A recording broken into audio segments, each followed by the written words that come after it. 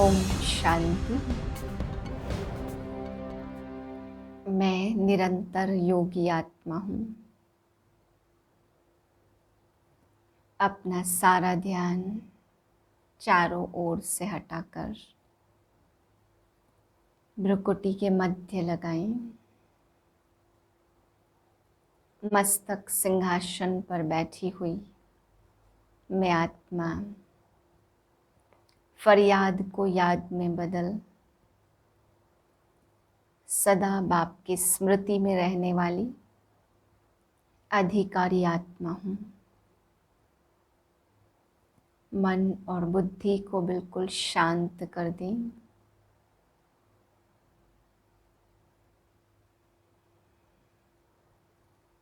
एक बाप की याद में समाई हुई हूँ।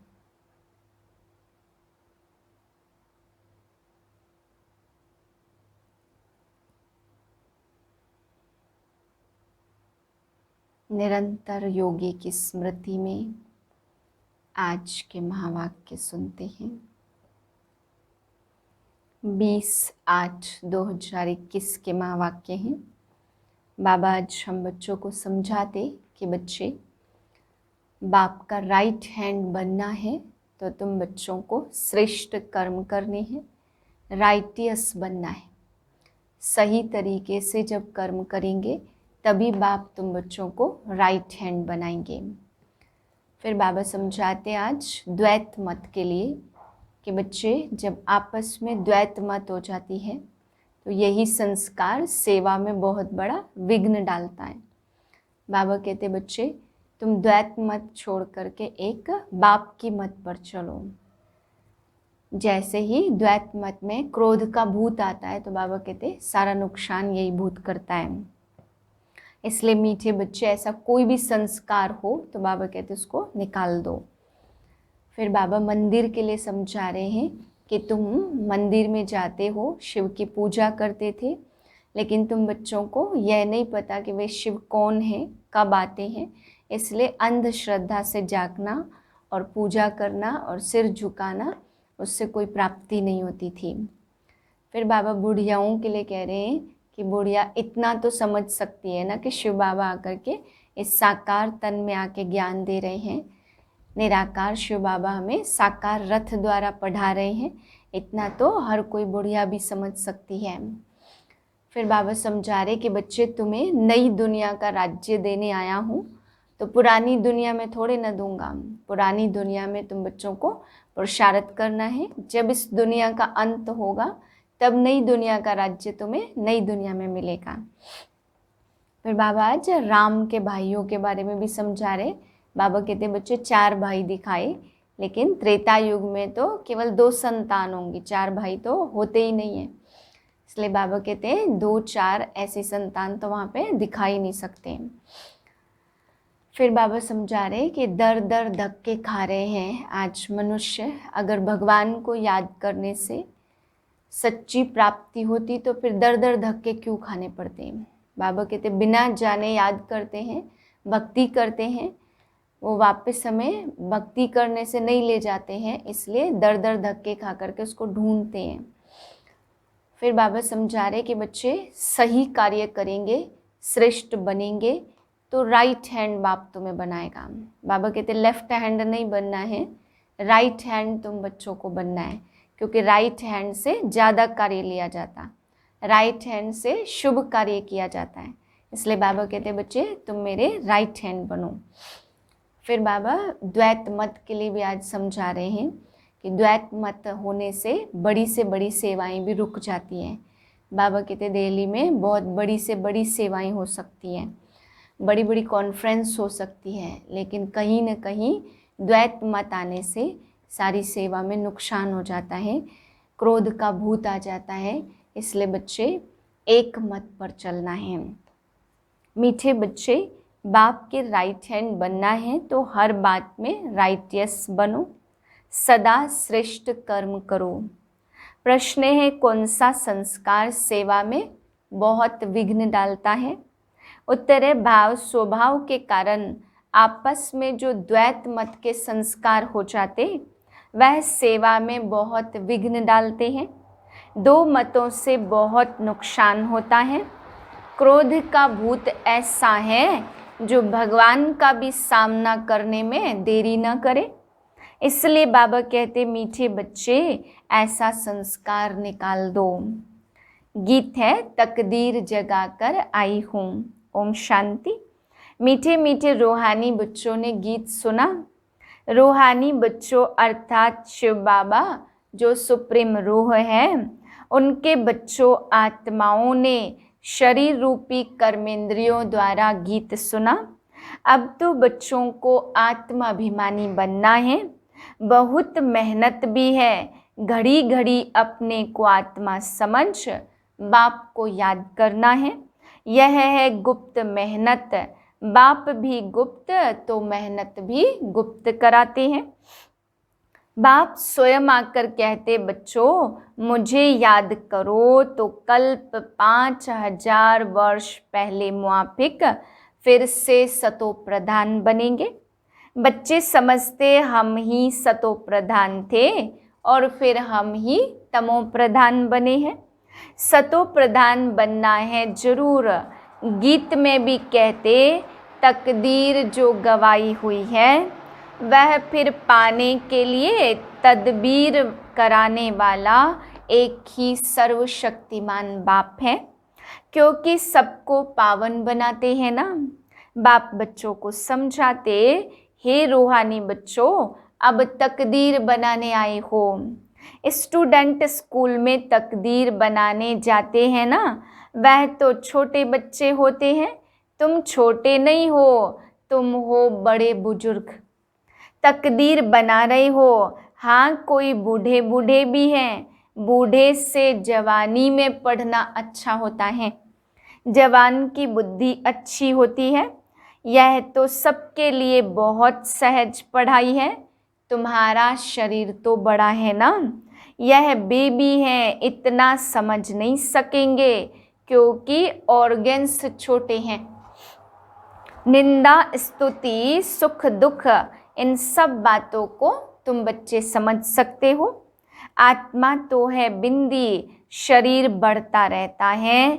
आत्मा तो एक रस ही होती है, कभी घटती बढ़ती नहीं है।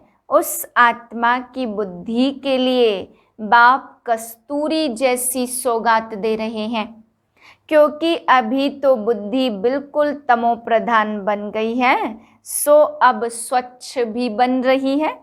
यह चित्र तुमको समझाने में बहुत काम में आते। भक्ति मार्ग में देवताओं के आगे जाकर माथा झुकाते, पूजा करते हैं। आगे तुम भी अंधश्रद्धा से जाते थे, शिव के मंदिर में जाते थे। तुमको यह थोड़ी पता था कि यह शिव बाबा है। बाबा तो जरूर वर्षा मिला है, तब तो उनकी महिमा गाई जाती है। कोई अच्छा काम करके जाते तो उनकी महिमा गाते हैं। स्टैंप बनानी चाहिए शिव बाबा की। शिव बाबा गीता सरमोनाइजर, यह स्टैंप सहज बन सकेगी। वह बाप सबको सुख देने वाला है। बाप कहते, मैं तुमको सुख धाम का मालिक बनाने वाला हूँ। बुढ़िया भी यह तो समझती होगी कि हम आए हैं शिव बाबा के पास। बुद्धि में रहता हम शिव बाबा के पास जाते हैं, जिसने यह टेम्परेरी चित्र धारण किया है। पतितों को पावन बनाए, मुक्ति जीवन मुक्ति देते हैं, अथवा शांति धाम सुख धाम के रहवासी बनाते। मनुष्य शांति के लिए कोशिश करते हैं, भगवान मिले तो शांति मिले। सुख के लिए पुरुषार्थ नहीं करते, बस बाप के पास घर जाएं, भगवान मिले। इस समय सब मुक्ति की चाहना रखने वाले हैं। जीवन मुक्ति का रास्ता बताने वाला कोई है ही नहीं। सन्यासियों आदि के पास जाकर शांति मांगते, कहेंगे मन की शांति कैसे मिले। जो भी रास्ता बताने वाले हैं वह है ही मुक्ति में जाने वाले। मोक्ष क्या होता वह भी बुद्धि में नहीं आता। तंग होकर कहते मुक्ति में जाएं तो अच्छा है, वास्तव में मुक्ति धाम है आत्माओं के रहने का स्थान। इतने सेंटर्स पर बच्चे हैं, सब जानते हैं कि हम नई दुनिया के लिए राज्य भाग्य लेते हैं। बाबा हमको नई दुनिया का राज्य देते, कहाँ देंगे? नई दुनिया में देंगे व पुरानी दुनिया में देंगे।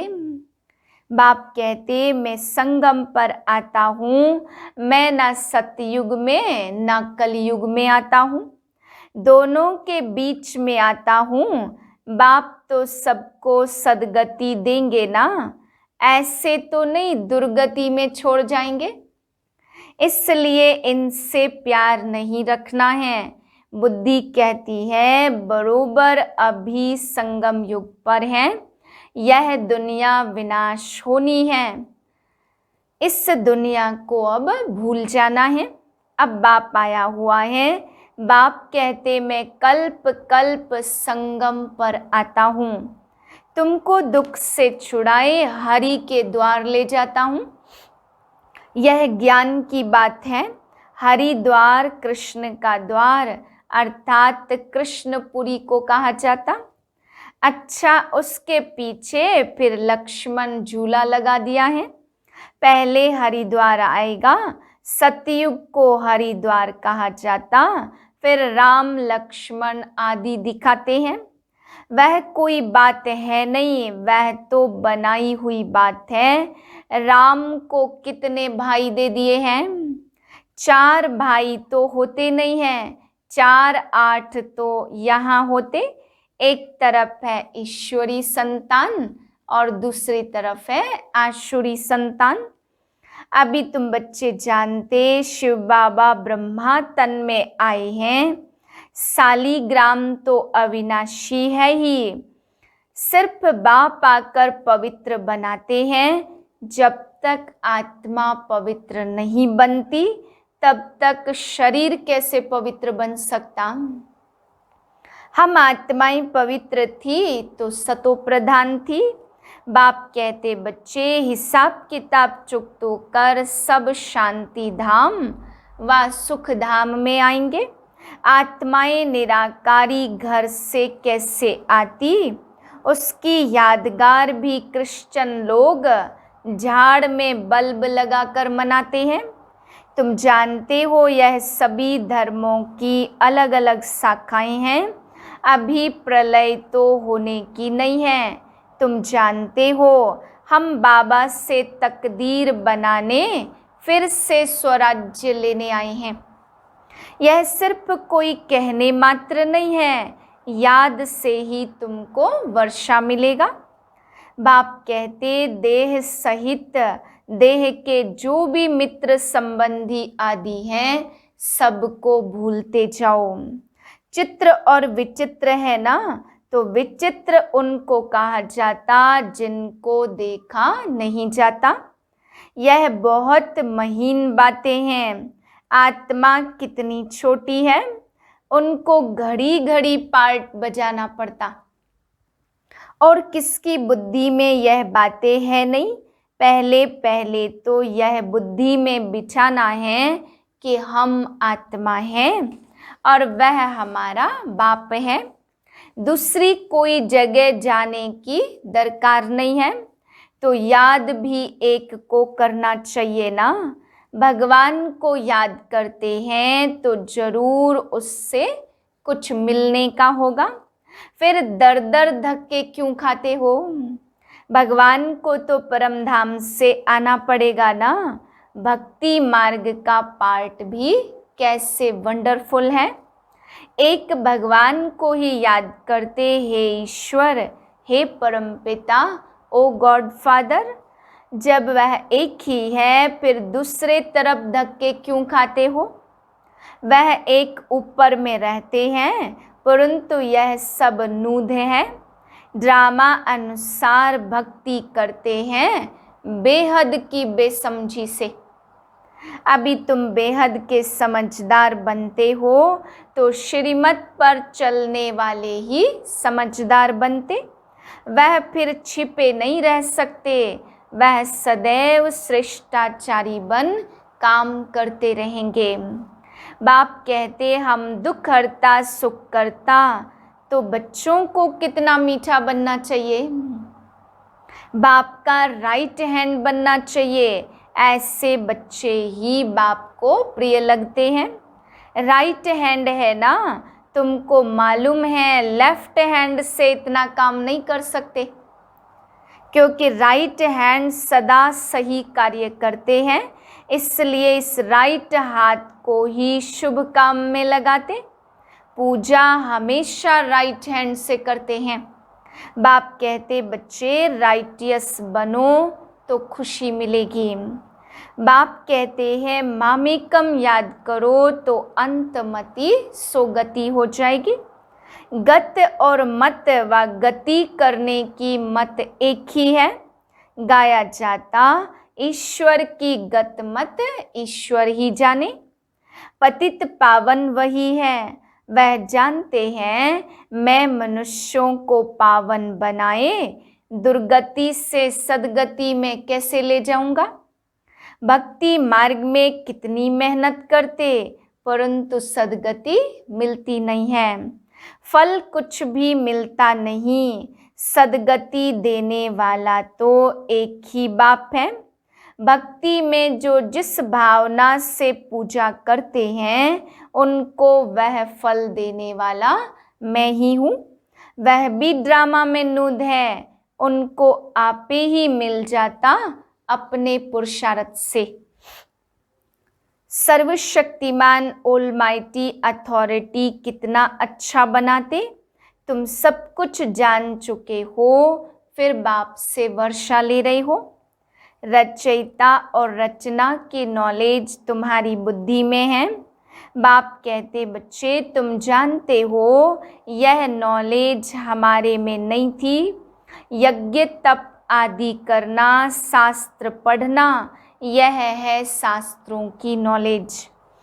तुम बच्चे अभी घोर अंधियारे से निकल घोर सोचरे में जा रहे हो। अभी तुम देवता बन रहे हो। यह भी समझाना है कि आदि सनातन तो देवी देवता धर्म है, जिससे हिंदू धर्म कह दिया है। धीरे धीरे यह बात भी समझ जाएंगे। बच्चों को खड़ा होना चाहिए, इसमें तो ढेर बच्चे चाहिए। दिल्ली में कॉन्फ्रेंस करनी पड़े तो परिस्तान भी दिल्ली को कहा जाता। यही जमुना का कंठा था, दिल्ली कैपिटल है, बहुतों के हाथ में आई है। देवताओं की कैपिटल भी यह थी। दिल्ली में बहुत बड़ी कॉन्फ्रेंस होनी चाहिए, परंतु माया ऐसी है जो करने नहीं देती, विघ्न बहुत डालती है। आजकल भाव स्वभाव भी बहुत हो गए हैं ना। बच्चों को आपस में मिलकर सर्विस में लगना है। वह लोग आपस में नहीं मिलते तो राजाई ही उड़ जाती है। दो पार्टी बन जाती तो प्रेसिडेंट को भी उड़ा देते हैं। द्वैत मत बड़ा भारी नुकसान करती है, फिर भगवान का भी सामना करने में देरी नहीं करते। नुकसान भी बहुत पाते हैं। क्रोध का भूत आ जाता तो फिर बात मत पूछो। इसलिए बाबा कहते गुड़ जाने गुड़ की गोथरी जाने। बाप बच्चों को सृष्टि के आदि मध्य अंत का नॉलेज सुना रहे हैं। अब कोई धारण करे व न करे, वह है पुरुषार्थ पर मदार। ऐसे नहीं कोई पर बाबा आशीर्वाद व कृपा कर देंगे। इसमें कृपा मांगने की बात नहीं है। प्रेरणा से अगर ज्ञान योग सिखलाना होता तो फिर बाप कहते मैं इस गंदी दुनिया में आता ही क्यों। प्रेरणा आशीर्वाद यह सब भक्ति मार्ग के अक्षर हैं। इसमें पुरुषार्थ करना होता, प्रेरणा की तो बात ही नहीं है। तुमको 3 इंजन मिली है इकट्ठी, वहाँ तो बाप अलग, टीचर अलग होता और गुरु अलग होता है। यहाँ तो तीनों ही इकट्ठे हैं। तो बाप कहते बच्चे बड़ा युक्ति से समझाना है, ऐसा न हो कोई बेहोश हो जाए। पहले पहले मुख्य है 2 बाप की बातें। भगवान बाप है और शिव जयंती यहाँ मनाते तो अभी नरक के लिए विनाश महाभारत लड़ाई खड़ी है। बाप की श्रीमत पर ही हम कहते कि भारत को हम पावन बनाकर ही छोड़ेंगे। अच्छा, मीठे मीठे सिकिलदे बच्चों प्रति माता पिता बाप दादा का याद प्यार। Good morning. रूहानी बाप की रूहानी बच्चों को नमस्ते। हम रूहानी बच्चों की रूहानी बाप को नमस्ते। धारणा के लिए है पहली पॉइंट, जैसे बाप दुख हरता सुख करता है, ऐसे बाप समान बनना है, बहुत मीठा बनना है, सदा शुभ काम करके राइट हैंड बन जाना है। दूसरी पॉइंट है, कभी 2 मतें नहीं बनानी है, भाव स्वभाव में आकर 1-2 का सामना नहीं करना है, क्रोध का भूत निकाल देना है। वरदान है, फरियाद को याद में परिवर्तन करने वाले स्वतः और निरंतर योगी भव। संगम युग की विशेषता है अभी अभी पुरुषार्थ और अभी अभी प्रत्यक्ष फल, अभी स्मृति स्वरूप और अभी प्राप्ति का अनुभव। भविष्य की गारंटी तो है ही, लेकिन भविष्य से श्रेष्ठ भाग्य तो अभी का है। इस भाग्य के नशे में रहो तो स्वतः याद रहेगी, और जहाँ याद है वहाँ फरियाद नहीं। क्या करें कैसे करें यह होता नहीं है, थोड़ी मदद दे दो यह सब है फरियाद। तो फरियाद को छोड़कर स्वतः योगी निरंतर योगी बनो। स्लोगन है, जो स्वयं को मेहमान समझकर चलते हैं वही महान स्थिति का अनुभव करते हैं। ओम शांति।